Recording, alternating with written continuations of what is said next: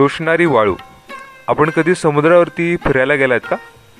तुम्हाला लक्षात येईल की तुमच्या पाऊलखुणांभोवती किंवा तुमच्या पायाच्या आजूबाजूला कोरडेपणा निर्माण होतो. हे का होतं आपण एका अत्यंत सोप्या आणि सुंदर प्रयोगातून दाखवू शकतो.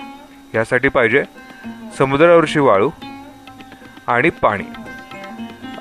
तुमचा टेट्रा पॅक, दुधाचा पॅक किंवा फ्रुटीचा पॅक जो असतो त्यापासून एक फनल बनवा आणि ह्या फनलचा वापर करून ही वाळू एका प्लास्टिकच्या बॉटलमध्ये भरून टाका.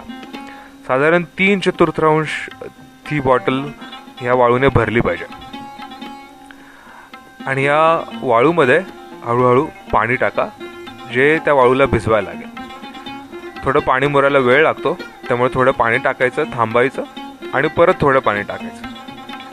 जेव्हा ही वाळू पूर्णपणे भिजली जाईल तेव्हा तुमच्या ज्या वाळूच्या पातळीभोवती साधारण 5 मिलीमीटर किंवा 1 सेंटीमीटर थोडंसं जास्त पाणी असू द्या. म्हणजे तुम्ही वेट सँड किंवा ओली वाळू समुद्रावरची रिप्लिकेट करता आणि मग जोरात ह्या बॉटलवरती दाबायचं.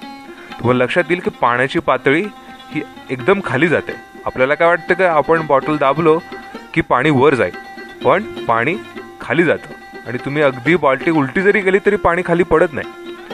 ही ती कोरडी वाळू जेव्हा तुम्ही समुद्रावरती चालता.